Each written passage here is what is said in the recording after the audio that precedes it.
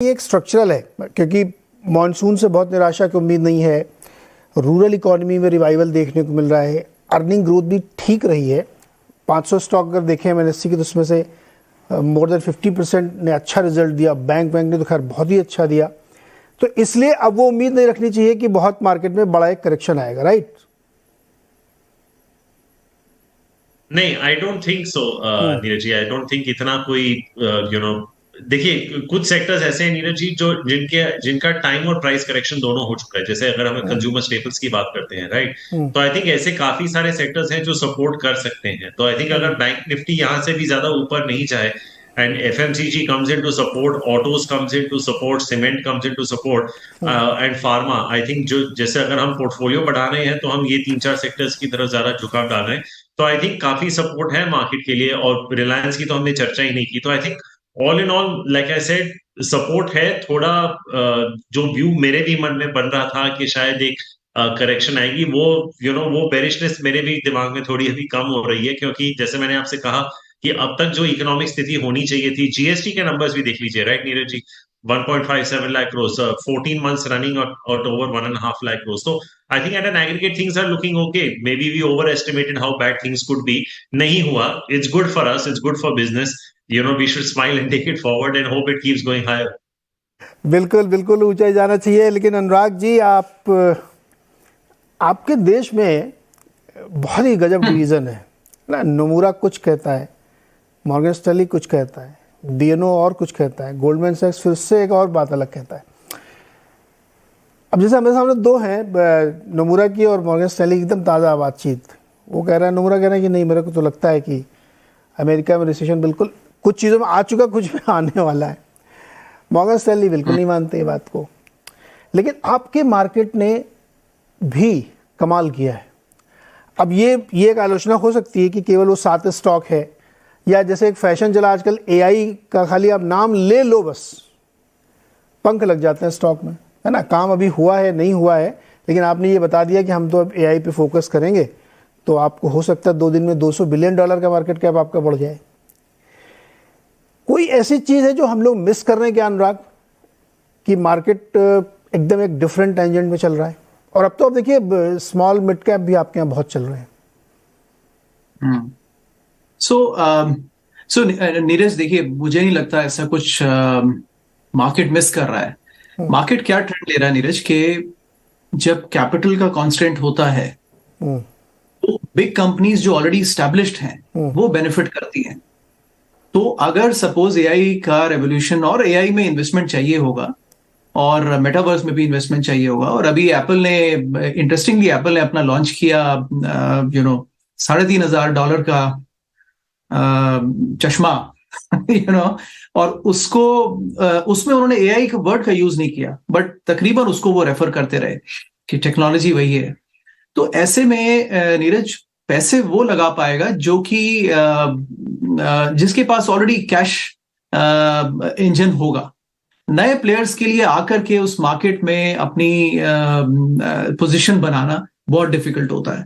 तो I think market is now sensing that अगर semiconductor revolution होगा तो देखिए Nvidia will benefit, they already know how it works, और वही आगे इन्वेस्टमेंट कर पाएंगे। उनके पास कैश की भी कमी नहीं है। ऐसे ही आपके जो प्लेयर्स हैं, current players, I think Google को छोड़ दें जो कि डिस्ट्रप्शन के करीब लग रहा है, लेकिन Microsoft, Apple, these companies are cash rich and market is sensing कि अगर बाकी कंपनीज नहीं होंगी तो वो एक्वायर हो जाएंगी, तो यही कंपनीज ज्यादा ग्रो करेंगी।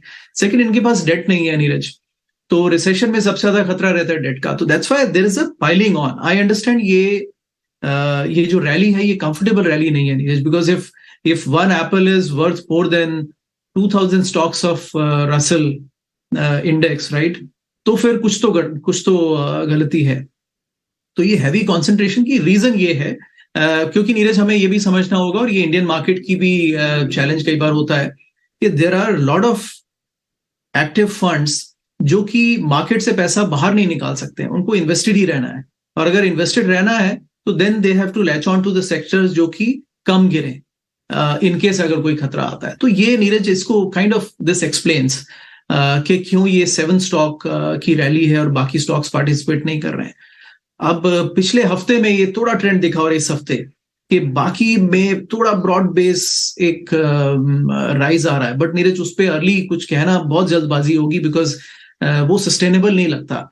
फाइनेंशियल से अभी भी लोग कतरा रहे हैं, इंडस्ट्रियल से में एंटर नहीं करना चाहते हैं, हेल्थ केयर पीक आउट कर चुका है लास्ट ईयर, ऑलरेडी एक्सपेंसिव है, people don't want to go there, staples you know already expensive हैं, डिस्क्रिशनरी कॉम सर्विसेज। अब देखिए इंडेक्स का भी डिस्टॉर्शन हो गया नीरज, हम इसको कहते हैं communication services and discretionary, but discretionary में Amazon largely constitutes about more than 30 to 40% of the index, right? So sectoral index भी डिस्टॉर्टेड हैं, तो मार्केट रियली कंफर्टेबल नहीं है Neeraj. I think I would agree with the other two guests, you know, जैसे राहुल ने कहा और सुदीप जी ने कहा।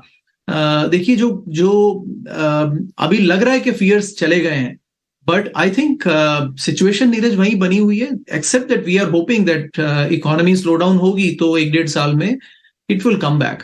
एक छोटा करेक्शन कहूंगा Neeraj, which is that market is pricing in a rate cut, वो थोड़ा डिफिकल्ट लग रहा है, एंड आई थिंक अभी तकरीबन वो आउट है, लेकिन स्टिल मार्केट इज होपिंग। एक चीज मुझे समझाइए, रेट कट क्यों चाहिए? अगर हमको इसी रेट पे ग्रोथ मिल रही है तो रेट कट क्यों चाहिए? नहीं नीरज, वो ये तो बहुत ही जरूरी एलिमेंट है, बिकॉज 5% रेट पर तो नीरज यूएस इकोनॉमी नहीं चल सकती है, और फिर तो इमिनेंट है that there will be a massive slow down. तो रेट कट का एक वो टर्न सिग्नल जरूर मार्केट को देखना है फॉर द नेक्स्ट लेग। तब तक मार्केट नर्वस है नीरज, और you know everybody is uncomfortable, right? बहुत लोगों ने ये रैली मिस की है, because how can you be only in the 7 stocks, और उसमें से टेस्ला और एनवीडिया तो एकदम वैल्यूएशंस को डिफाई करते हैं, राइट? आई अंडरस्टैंड कुछ अदर्स में कुछ वैल्यूएशन डिस्कंफर्ट नहीं था, लेकिन ये दो स्टॉक्स तो बिल्कुल ही अलग यू नो यूनिवर्स में चल रहे हैं। तो रेट कट जरूर चाहिए नीरज, बिकॉज देखिए ये economy consistently is thriving on rate cuts right from not now, right from 1982 Neeraj. तो रेट 5% का रेट तो मुझे नहीं लगता कि कंपनी ज्यादा बर्दाश्त कर पाएंगी। हाँ, लेकिन मुझे लगता है कैलेंडर ईयर 2023 जो आपके यहाँ फाइनेंशियल ईयर होता है, उसमें तो मुझे नहीं लगता कि अब कोई इंतजार कर रहा हूँ, सबको लगता है कि अब नेक्स्ट ईयर ही कटेगा, पॉज हो जाए, यही बहुत है। चलिए, ये तो हो गया मार्केट एनालिसिस, और बहुत सारी चीज़ें सॉल्व हुई हैं या नहीं, जैसे डेट सीलिंग पता नहीं सॉल्व हो गई कि नहीं हो गई है, $1 ट्रिलियन के शॉर्ट टर्म बॉन्ड आने वाले हैं, जॉब मार्केट अभी भी बहुत स्ट्रांग है, बावजूद इसके कि जो वीकली नंबर आया वो बहुत बढ़ के आया था अनएम्प्लॉयमेंट का, स्टिल मार्केट में बहुत ही स्ट्रेंथ है। दूसरा मेरा जो सवाल है आज का कि अप्रोच क्या होना चाहिए मार्केट का, मैं उस सवाल पे आने से पहले राहुल, सुदीप और अनुराग जी, मैं कुछ चीज़ें आपके सामने रखना चाहता हूँ। जैसे आप म्यूचुअल फंड का डेटा देखिए, जो एकदम ताज़ा डेटा है, वो ये कहता है कि इक्विटीज़ की तरफ लोगों का रुझान थोड़ा कम हुआ है। एसआईपी बरकरार नहीं, उससे थोड़ी ज़्यादा हो गई है, लेकिन इक्विटी फंड की तरफ कम गया है, और उसके भी अंदर और आप ग्रेनुलर एनालिसिस करिए तो स्मॉल कैप की तरफ लोग बहुत जा रहे हैं। जो हमने अभी अपनी इस रैली में देखा राहुल, कि स्मॉल कैप इंडेक्स जो है उसने क्या गजब रैली दिखाई है, 16% की इस फाइनेंशियल ईयर में, 1 अप्रैल से टिल डेट। मिड कैप 13% चल चुका है, जबकि निफ्टी और सेंसेक्स अभी 6-7% चले हैं। शायद ये वजह वहाँ पे होगी। तो बहुत बार लोग कहते हैं कि जब मिड कैप स्मॉल कैप में बड़ी रैली आने लगे, थोड़ा सा कान आपके खड़े हो जाने चाहिए, क्योंकि ये इस तरह की चीज़ें बहुत बार सस्टेन नहीं करती हैं। तो यही मेरा सवाल है आज का, कि जब इस तरीके के मार्केट आपको सिग्नल देने लगे, म्यूचुअल फंड में थोड़े नंबर उस तरह से डिस्टॉर्ट ना है कि लार्ज कैप की बजाय लोग मिड कैप स्मॉल कैप में ज़्यादा फंड पैसे लगाने लगे, तो हमारा अप्रोच क्या होना चाहिए? हाइस के आसपास खड़ा मार्केट और बड़ी तेजी दिख रही है, सब कुछ हंकी डोरी, कुछ कहीं चिंता नहीं। सुदीप जी, अप्रोच क्या होना चाहिए आज?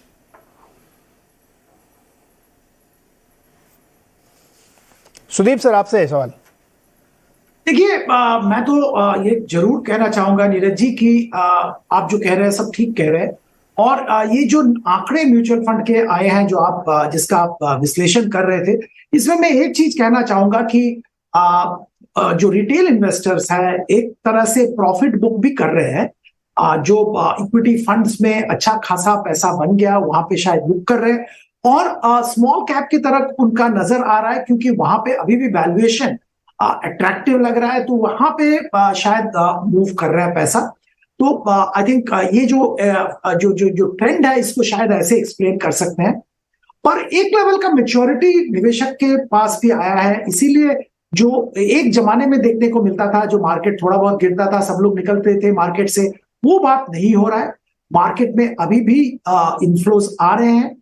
हाँ, एक ऑल टाइम हाई के आसपास मार्केट है, तो थोड़ा बहुत प्रॉफिट बुकिंग मेरे ख्याल से कोई बुरी बात नहीं है। और निवेश की अगर बात करें इस लेवल पे, तो हमारा सलाह तो यही रहेगा कि इंडियन इकोनॉमी पॉजिटिव मोमेंटम है, और आने वाले दिनों में इलेक्शन आ रहा है, जनरल इलेक्शन, सरकार की तरफ से बहुत बड़ा कैपिटल एक्सपेंडिचर का ऐलान किया गया है बजट में, और हो भी रहा है। तो लगता है कि रूरल इकोनॉमी में रिवाइवल जरूर आएगा, subject to monsoon being all right. और अगर ये सब होता है तो इंडियन इकोनॉमी अगला 1-1.5 साल 2 साल की अगर बात करें तो मुझे तो लगता है बहुत अच्छा चलेगा। और अगर इकोनॉमी अच्छा चलता है, डोमेस्टिक इकोनॉमी फेसिंग सेक्टर्स में जरूर ध्यान देना चाहिए। इसमें आप एफएमसीजी की बात कर सकते हैं, इंफ्रास्ट्रक्चर कंस्ट्रक्शन की बात कर सकते हैं, और डोमेस्टिक फार्मा की बात कर सकते हैं। वहां पे हम लोगों को लगता है कि अभी भी mid cap small cap sector में, कुछ लार्ज कैप में भी बहुत अच्छा अपॉर्चुनिटी वैल्यूएशन इंटरेस्टिंग दिख रहा है। वहां पे जरूर पोजीशन लिया जा सकता है, इन्वेस्टमेंट किया जा सकता है फॉर 1-1.5-2 साल के होराइजन से।